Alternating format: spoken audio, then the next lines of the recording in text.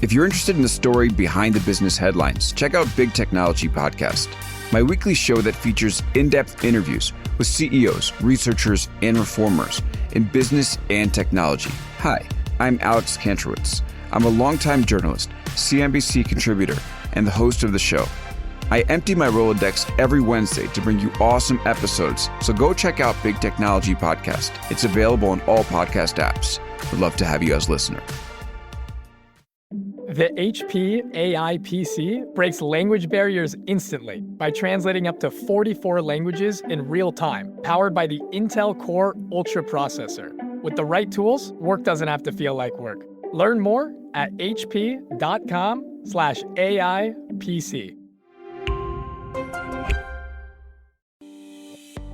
Hey everyone, now that we're part of the LinkedIn Podcast Network, we're going to do more LinkedIn live events that will show up on the Negotiate Anything podcast. So what this means is that you have the opportunity to actually be part of some of these episodes.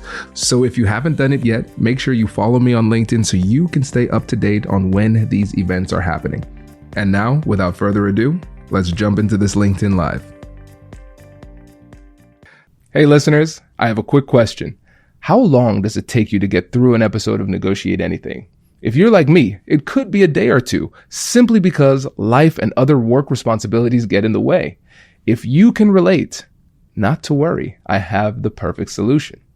Join Negotiate Anything Premium to level up your negotiation skills in half the time. With ad-free listening, episode summaries, and mini episodes that are exclusive to Premium, you can get your favorite expert insights in 10 minutes or less. Not only will this save you time, but it makes preparing for your difficult conversations just that much easier. Just download a quick mini episode or a key takeaway guide, and you're on your way to negotiating more of the best things in life. Here's what you get when you join Premium. First, ad-free listening. No more interruptions, just pure, focused learning. Episode summaries and quick worksheets. Quickly absorb the key insights and expert strategies with ease. Mini episodes and highlight reels. Get concise, powerful content on your favorite topics, which are perfect for those on-the-go moments. Question and answer forums, where you can ask me anything and get my expert advice on any of the difficult conversations you're having, whether it's at work or at home. And you'll get all of this for less than $10 per month. So what are you waiting for? Take my word for it. As a CEO, father, husband, entrepreneur, and more, this is the best way to get your professional development journey in less time. Start your risk-free 7-day trial today. I'll catch you later. Hello, and good afternoon. Welcome to another episode of Negotiate Anything Live. Welcome, my friends. I'm excited for this. I'm really excited for this particular live because this is a question that comes up a lot for me in the trainings that I do, in the keynotes. And it was a question that I would always answer, but for some reason it bothered me. So this is the question. How do I know if I'm getting closer to the bottom line? So if I'm negotiating with somebody, how do I know whether or not I've pushed them as far as I can push them? Because I want to get as much as I possibly can from them, but I don't want to break the deal. I don't want to ruin the negotiation, and I don't want to ruin the relationship. So how do I get as much possible value for them? And how do I know whether I've gotten to that line? And again, that question always bothered me.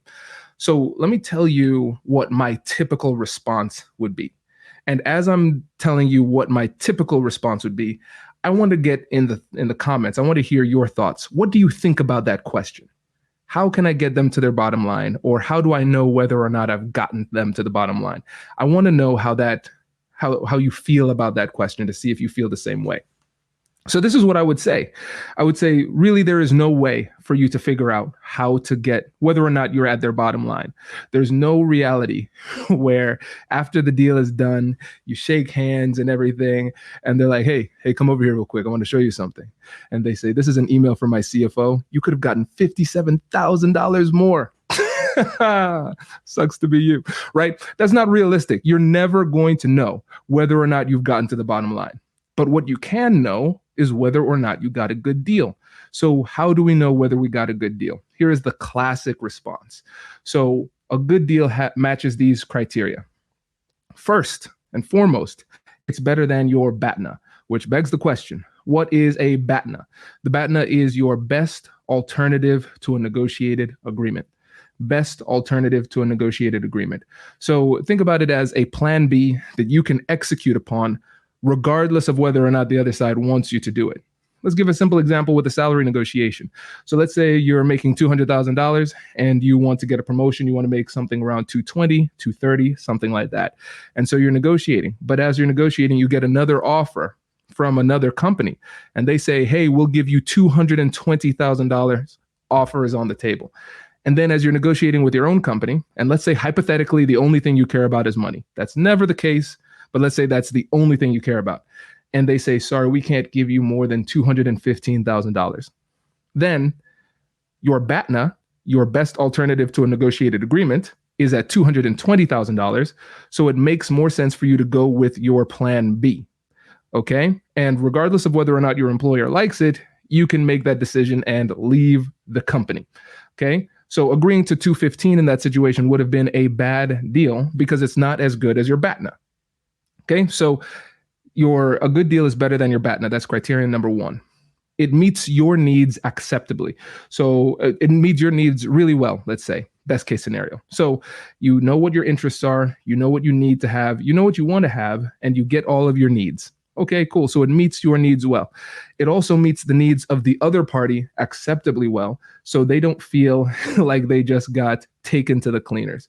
You don't want to create a scenario where the deal is so bad for the other side that they're incentivized to get out of the deal. So you want to make sure that it's okay enough for them to accept it, and it's okay enough for third party members who are not actually at the negotiation table, but are going to be impacted by the negotiation.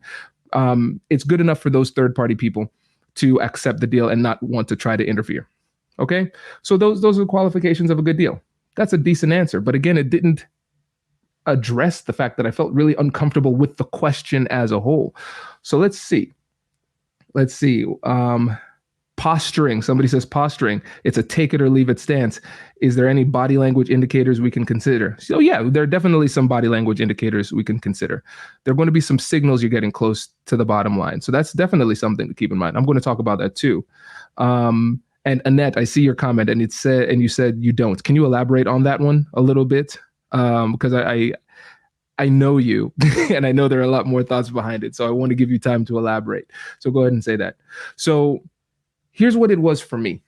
When I thought about what made me feel uncomfortable, I thought about it from the perspective of if I were on the other side of the table and somebody was thinking in this way. Oh, before I give my answer, I see Michelle chiming in.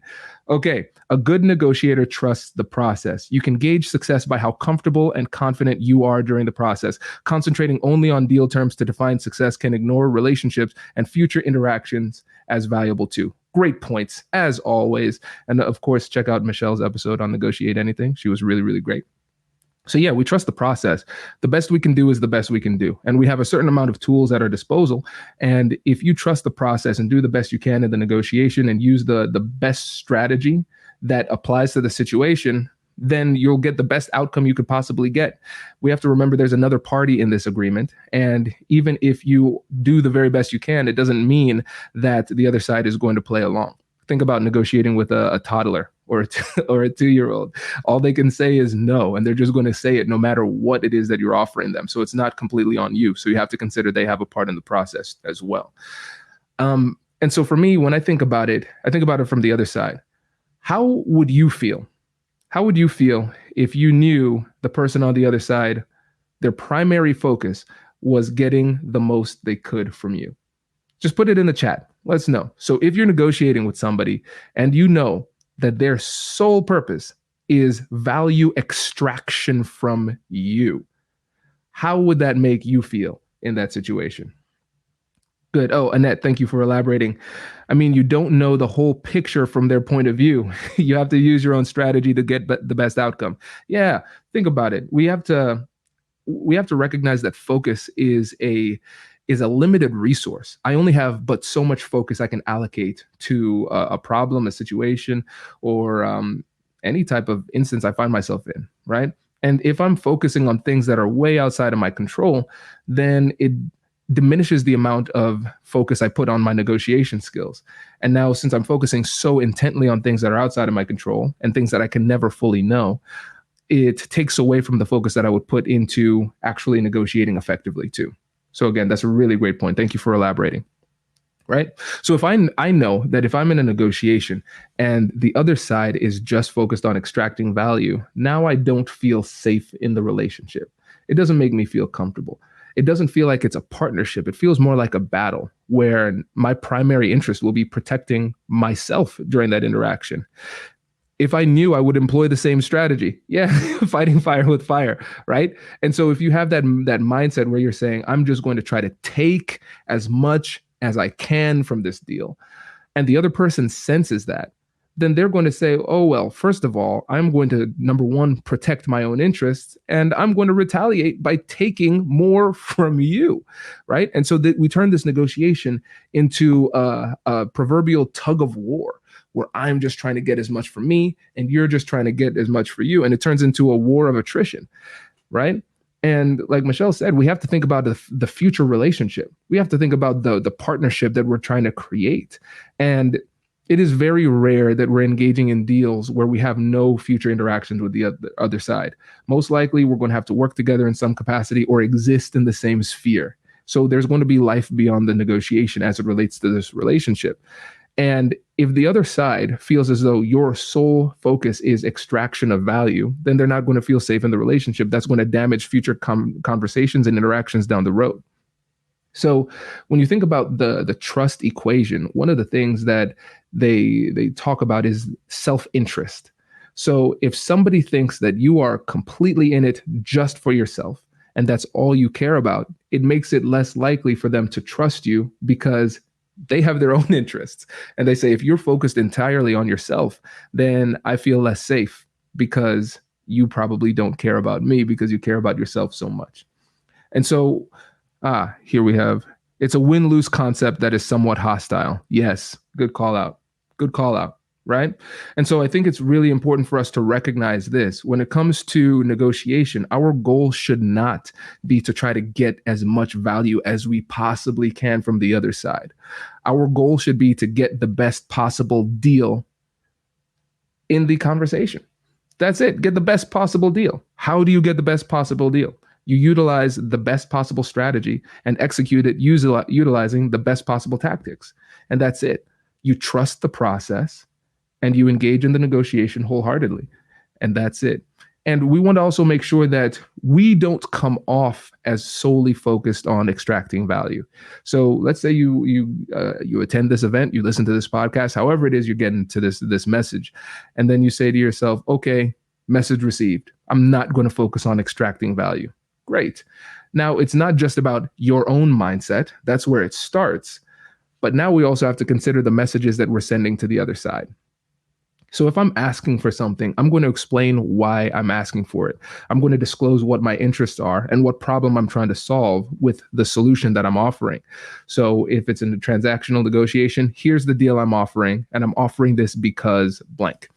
This is what I need. And at the same time, I recognize that this is what you need. And so we always want to recognize as we're communicating, we need to communicate that level of mutuality. It's not just about me. It's not just about you. It's about you and me working together to figure out what our future relationship looks like. If there is a future relationship, what does the deal look like if there is a deal? And so we have to be mindful of the way that we're coming across in these conversations, because just like you all said, you might respond with hostility if somebody just wants to extract value. You're going to be less vulnerable. You're going to share less information. You're going to put up your defenses. And so we want to be mindful of the way that we're coming off to other people so they don't respond with that defensiveness or aggression toward us. Do you want to get more of your favorite expert insights in a fraction of the time? Join Negotiate Anything Premium today. It's designed for busy listeners just like yourself, and Premium is everything that you love about our traditional feed, just packaged to save you time and make it easier for you to apply our expert insights in your difficult conversations. There's no time to wait. Join our Premium community now and get started on your journey towards earning more and negotiating for the life that you deserve. Make sure to start your 7-day free trial today. Introducing the HP AI PC, your powerful AI assistant. Easily search through personal files, gain valuable insights, and make smarter, more informed business decisions. Unlock the future of work today with the HP AI PC, powered by the Intel Core Ultra processor. With the right tools, work doesn't have to feel like work. Learn more at hp.com/AIPC.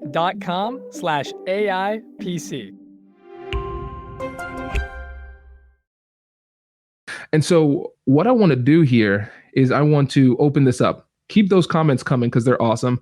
Hey, Pat, good to see you. High self-interest in negotiation is too transactional and does not think about generational business relationships. It's all about the future. Exactly.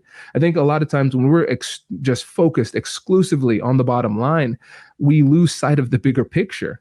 There's more value that we can gain because of the quality of the relationship. It reminds me of the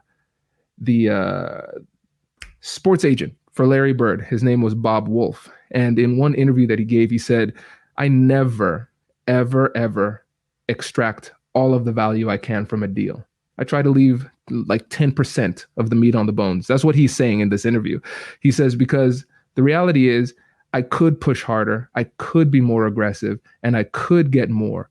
But that would be short-term thinking because I might get more in this instance because I have the leverage, but that might not always be the case. I want to be somebody that people want to work with. And if I am constantly just cleaning the floor with people in these negotiations, number one, people aren't going to want to work with me. I'm going to receive fewer opportunities. So my deal quality in this instant might go up, but my deal volume might go down simply because people are trying to avoid me. The other side is now people will negotiate differently with you. Now people say to themselves, you know what? That guy, that's a shark. You don't want to negotiate with them. And if you do, watch your back. And now people aren't sharing information. They don't feel comfortable being vulnerable. They're less likely to adjust because they're constantly protecting themselves. And then it might, like you said, it might invite more hostility and more aggression. And they might negotiate in a more aggressive way toward you than they do with other people.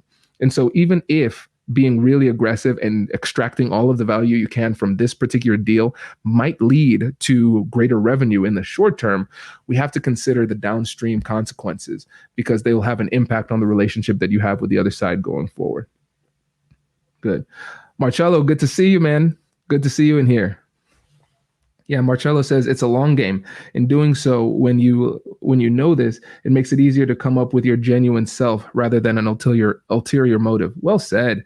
We can be a lot more real when we as humans want to connect as humans, right? When people can see that warmth and that positivity and that genuine desire, that care, then it changes the way that they interact with you. Completely changes the way that they interact with you. And that's really, really meaningful. Good. Now, when it comes to this balance, I want to hear what your questions are.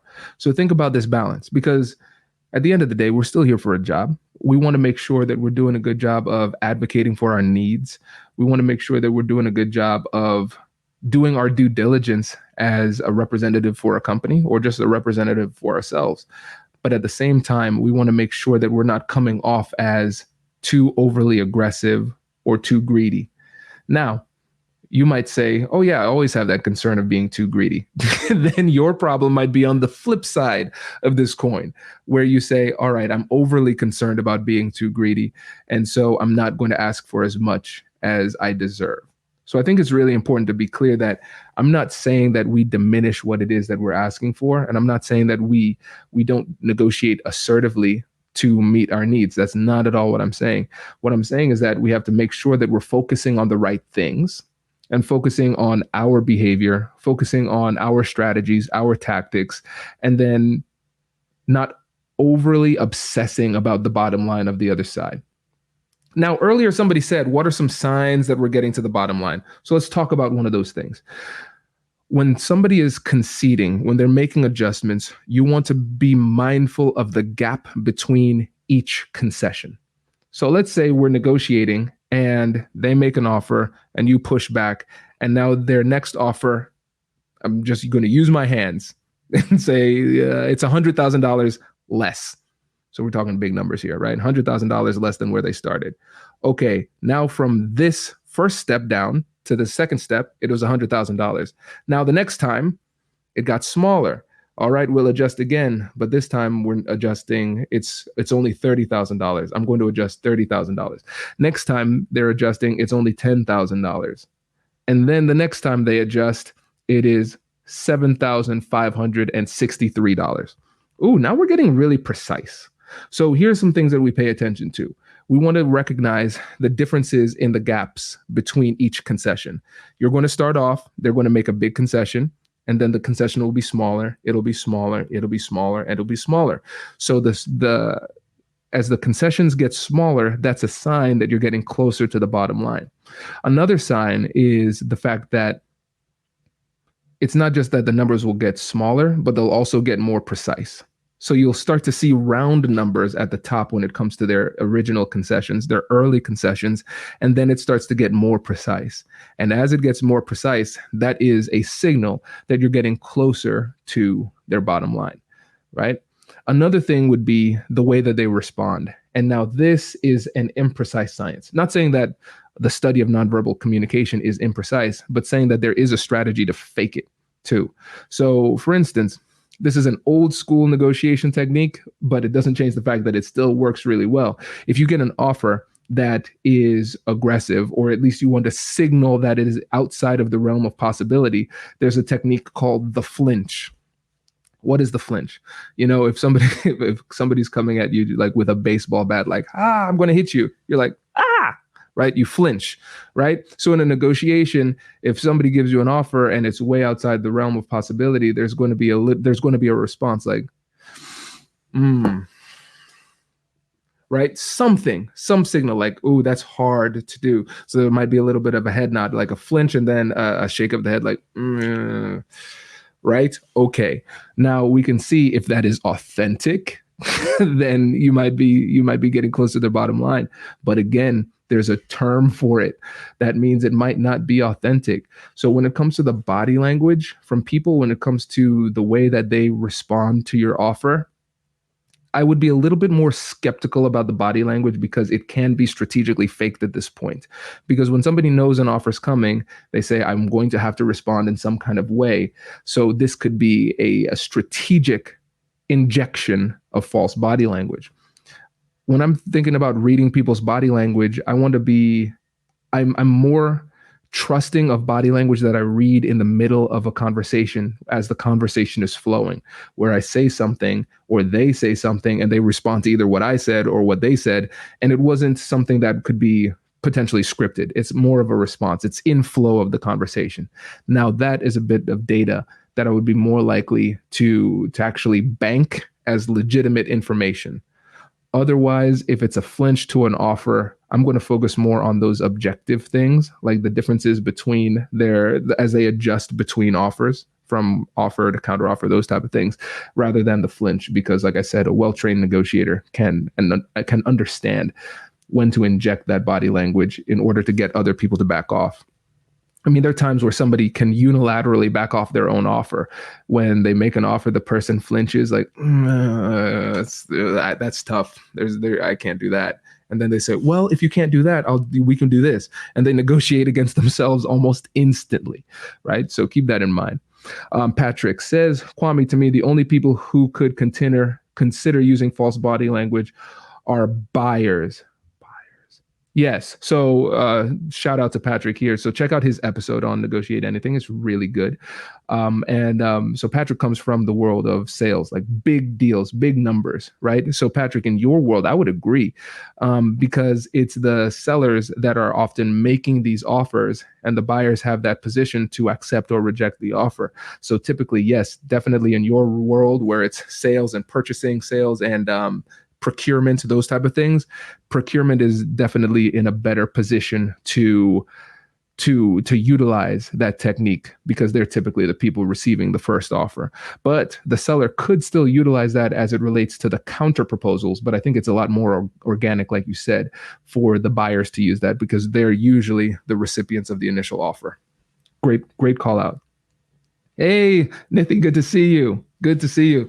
People, I can't wait for Nithi's podcast episode to come out. She was so good. So good. It was great. It was great. So it's going to be a while though, Nithi, because I talked to Simone and we are about 3 months ahead of schedule with the podcast, which is really great to know that I don't need to stress about new episodes, but not great because I really want that episode to go live immediately. But don't worry, it's coming. It is coming. Good. Simone, hey, love to see you in here. Crossing the bottom line can evoke feelings of remorse in the other party. Oh, yes. So when we think about remorse, we have to remember this. Sometimes people will agree in the moment to something that is not in their best interest. And sometimes the best thing you can do as a savvy negotiator is recognize if you're dealing with somebody who is inexperienced and they might be making a mistake. One of the things I like to do is slow it down. I never want to be, this is a Kwame rule. So you could completely ignore this. This is just the way that I choose to live my life, but I refuse to be a regret. I don't want anybody who works with me in the business world or somebody in my personal life. I never want them to regret interacting with me, doing business with me, or having a relationship with me. I never want to be a regret. That's just a bad place to be in a business relationship or any kind of relationship, right? So whenever I see potentially, number one, a lack of negotiation experience, a lack of negotiation confidence, like confidence in their skills, and a lot of uncertainty as they agree with me, what I'm going to do is I'm going to slow it down and I'll say, hey, I just want to pause right here and say, we don't need to commit to anything right now. Slow down, talk it over with your team. Let's talk again, because I want to make sure that you are sure as you're coming to this conclusion. Sometimes they might adjust their position. That's fine, because as long as it's still within my terms for a good deal, then I'm good. So we have better than my BATNA, right? Check. Meets my needs. Checks. Meets their needs. I'm not sure about that. And if I'm not sure it meets their needs, I'm going to slow them down and say, hey, we need to make sure that this deal is sustainable. And if it's not sustainable for you, then it's not sustainable for me either. So we need to make sure that we're on the same page there. When we're thinking about, again, classical negotiation parlance here, we talked about the BATNA, but we also have to talk about the ZOPA, the zone of possible agreements. So we have an upper range, we have a lower range, and between there is a range of acceptable outcomes for both parties. So as long as the deal is better than my BATNA and within our collective ZOPA, cool. I'm willing to give you that space to adjust because I care about the relationship, right? And when do we know it's not a good deal? When the deal that's offered doesn't meet our BATNA, which suggests that there is no deal within the ZOPA, within the zone of possible agreements, right? Good. Shifting the thoughts from winning to prioritizing a healthy relationship is key to successful relationships. Yes, Christina Curtis, good call. Yeah, because again, when we think about winning, we have to broaden our perspective, because a lot of times when we think about winning, we think about it in a sports context. This is, but in the business world, thinking about it that way could lead to toxic competitiveness, right? So it's not just about winning. It's about winning at your expense. And so we have to shift that paradigm and thinking about making sure that we're getting the best deal possible while still keeping an eye on the relationship. It's a different way of playing the game. Yeah. Short-term negotiations are just a waste of time and energy and lawyer fees, Will says. Yeah. But listen, speaking as a lawyer, in our world, more problems, more money. So yeah, y'all go and engage in your short-term negotiations and have lots of conflicts and get my friends paid, but all jokes aside, he's right, because a lot of times what ends up happening is that the negotiation becomes unnecessarily contentious. Sometimes you're in tough negotiations, that happens, but sometimes we create these scenarios, unfortunately, because of that toxic competitive mindset that we have. And then what ends up happening? Either we don't get a deal when we could have gotten a deal, or we do get a deal and the relationship is fractured. And as a result, then a lot of times we have to maintain the deal through litigation and threats and just relying on the contract to keep people in line. Your goal should be to create deals that are self-enforcing. And so what I mean by that is that both parties Neither party has any incentive to get out of the deal because the deal works for both parties, right? So that's really important. Nithi says resentment isn't a solid foundation to build a business relationship on. Both parties need to feel good. Exactly. They need to feel good. They need to feel respected, and they need to feel like they trust their partner. Because again, if somebody just abuses me in a negotiation and uses all their leverage to force me into a deal that I really don't want to be in, then we have to recognize that humans have this tendency for something called, and this is a big word, be ready to write it down, revenge. We have a tendency for revenge, right? So think about it. If I think you mistreated me in this negotiation, I'm going to bide my time, because we have to remember power is dynamic. It's not static. It will change with time. So in this moment, this person might have the leverage, but as time changes, I'll get more leverage, and I will never forget what you did to me in that negotiation. I'm just talking about human psychology, not me personally. I do not want to come out as petty, not yet. But yeah, we have to remember, we don't want to invite bad behavior from other people by mistreating them during the negotiation. It's really important, because otherwise there's this internal scale of justice that's in their mind. And they're going to say, you mistreated me in this instance, so when I get the opportunity, I'm going to mistreat you in the same way, just to balance the scales, right? So yeah, we don't want to create that dichotomy, that dynamic. Michael says, how do you determine the ZOPA, the zone of possible agreements, area of the other side, prior to negotiating? So it's an imprecise science, Michael, which is an unfortunate truth with this answer, because we'll never know for sure, but we can take an educated guess. So we should look at other deals that we've done in the industry. If there are any market trends or analyses or indices, those type of things, then we could start to paint a picture of what is realistic. And so as we start to do this research, we want to try to figure out proper benchmarks so we can make our offers and recognize what's a good offer, what's a bad offer, what's a good deal, and what's a bad deal. One of the things that we want to keep in mind as we are making our offers is that everything that we say has to be legitimate and objective.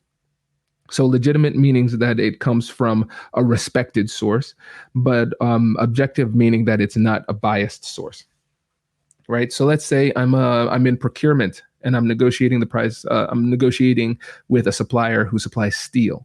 And so I'm going to look at the steel indices to determine what is a fair price given the market conditions in this moment. And so what I would say is, as I'm making the offer, I'm going to refer to these indices because it legitimizes the offer and makes it more acceptable, more palatable. It's not me saying this because I just want to win in this negotiation. No, this is what the data says, and I'm going to lead with the data. And so as we do our research, we can start to paint a picture on what is realistic. And so we want to get to an idea where we can figure out more or less what our assumption is for what the zone of possible agreements could be. And then we start off with an offer that is within the zone of possible agreements, but more in our favor, understanding that the negotiation will shift. And even though we start at this point here, as we negotiate, there will be some edits and counter proposals that will move the needle. But again, we just want to make sure we're staying in the ZOPA. Good. Great question. Great question. What else we got?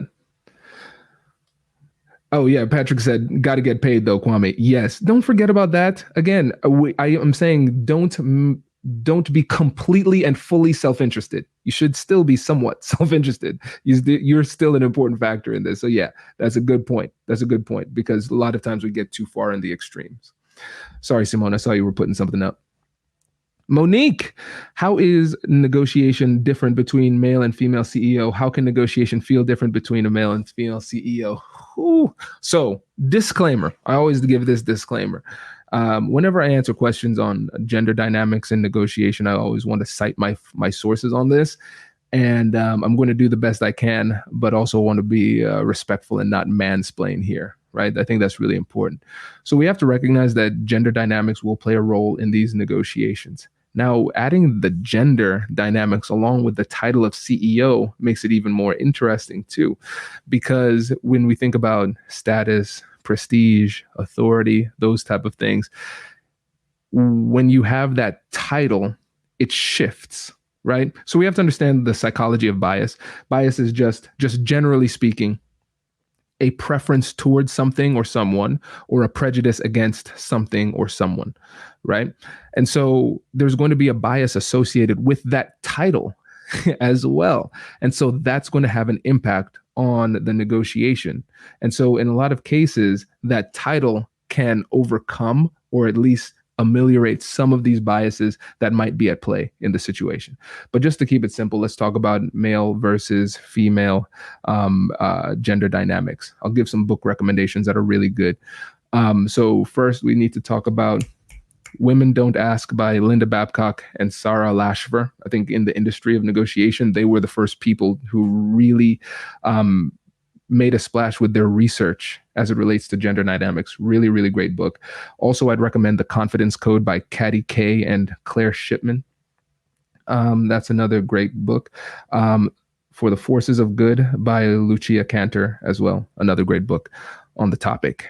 So when we're thinking about gender dynamics, I think in terms of negotiation, this could be a massive lecture, but let's talk about how assertiveness is perceived differently between men and women. And so for the male CEO, it is more culturally and socially acceptable for them to be assertive or aggressive in the negotiation and focus on claiming more value. There's less of a social penalty than there is for a woman who does the same thing. And so what they found in the research is that when a woman in a negotiation, when they're making their offers and framing their assertiveness, when they frame it in terms that are more collaborative, it is more palatable. One thing that is lacking in the research that I would like to see is just compare, because essentially what they're suggesting is a collaborative negotiation model that's more interest-based. That leads to less social penalties for women who are being assertive in a negotiation. I'd be interested to see whether or not the same applies for men. I would assume so, but I'd love to see those two like compared. I'm not sure how to formulate that study. But what I would suggest you doing, Monique, is check out those books and then and do some research, but also blend that research with your own personal experience too, because we have studies that will give us a general hypothesized scenario. So they're talking about correlations. It's more or less likely, those type of things. It's imprecise and it's more general. But then you yourself, you're going to have your own experience. You live in a different city. You might have a different race, different age, right? Different title within companies. So what I like to do is I like to take the research that is out there and available as suggestions as to what might apply in these situations. And then I want to compare that with my own subjective personal experience to figure out what generally is the case for me. Because everybody's negotiation style it's going to be different. It's necessarily needs to be different because we all are different, negotiating in different circumstances. So as we consider gender, we also have to consider all of those other elements of ourselves that may or may not come into play during the negotiation to figure out what is the best way for you personally to negotiate. So let me know if that's helpful. Awesome questions. I mean, that whole issue deserves its own LinkedIn Live. And also too, we should put the link to the LinkedIn Live I did with Nancy Medoff, because I know we talked about that a little bit too. That would be good. Simone says, going back to the bottom line, taking everything from the other party when they have nothing to lose is highly dangerous. Yes. The most dangerous opponent is somebody who has nothing to lose, right? That is really, really scary. And I'm reading this book now on status. It's called The Status Game. And they're talking about not just status in terms of status as it relates to other people and society and those type of things, but also the opposite side of status, which is humiliation. And when people feel humiliated, it triggers shame and is more likely to lead to violence and aggression from the other side. And so if you take everything from the other side and leave them with nothing, then they're going to feel humiliated and they're going to feel some level of justification in aggression toward you in order to balance the scales in the relationship. So Simone, that's a really great point. Gwendolyn makes a great point here too. A woman must feel confident in her skin, looking the male in the eyes and not flinching. A woman must feel comfortable not dwelling on gender, just knowing the product and speaking with strength, but not arrogance. Yeah, Yeah, that's big.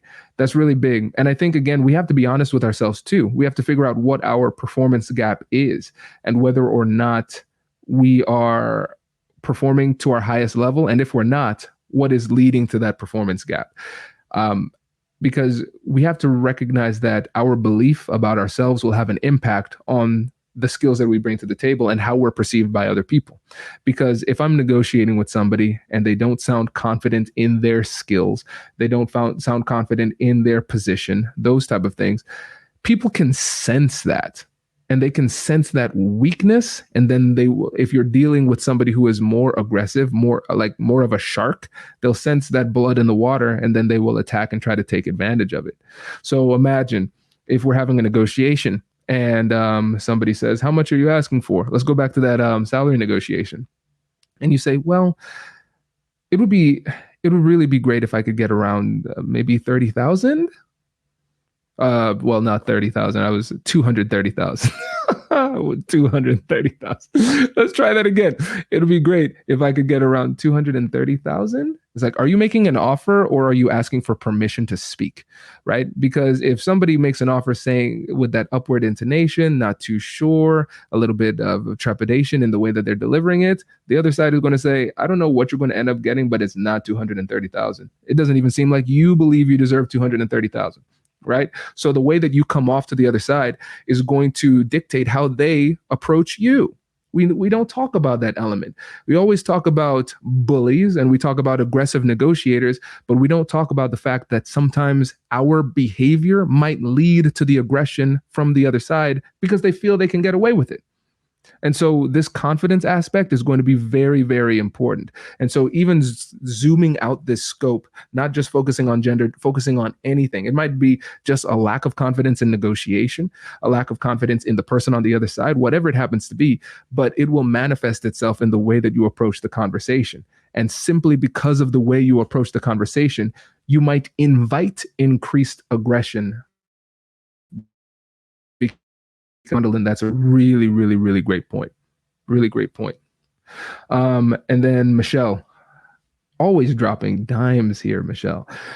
Accounting for each other's lived experiences is such an advanced skill. One indicating emotional and cultural intelligence. If you can get to know one another, more options and paths to solutions can open up in negotiation. Yeah.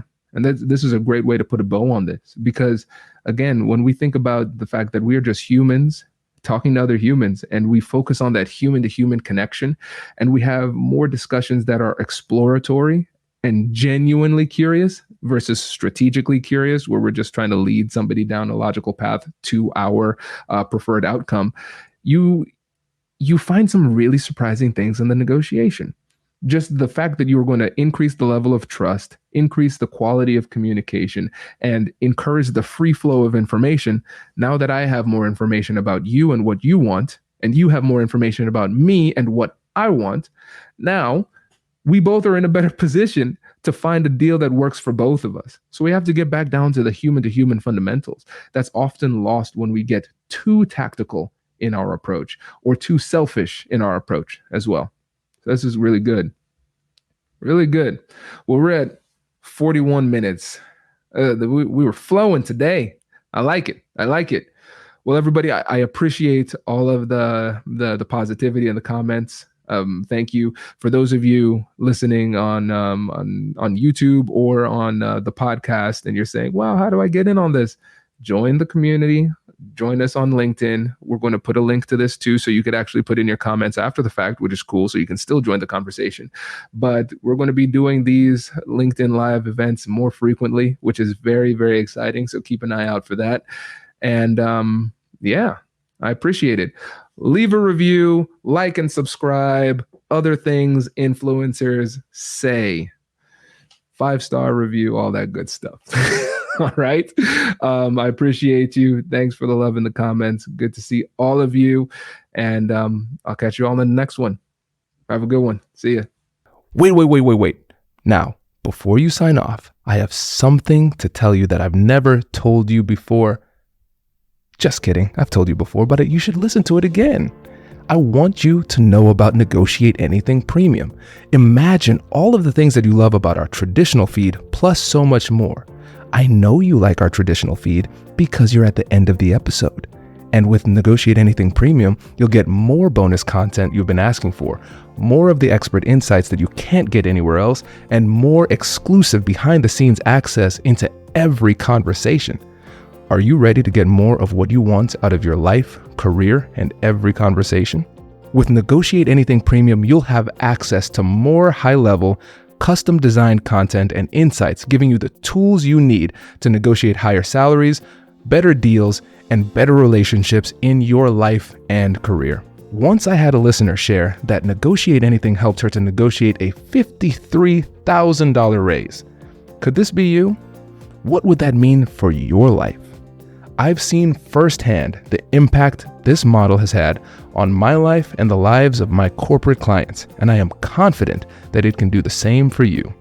Are you ready to negotiate more of the best things in life? Click the link in the show notes to learn more. I'll catch you later.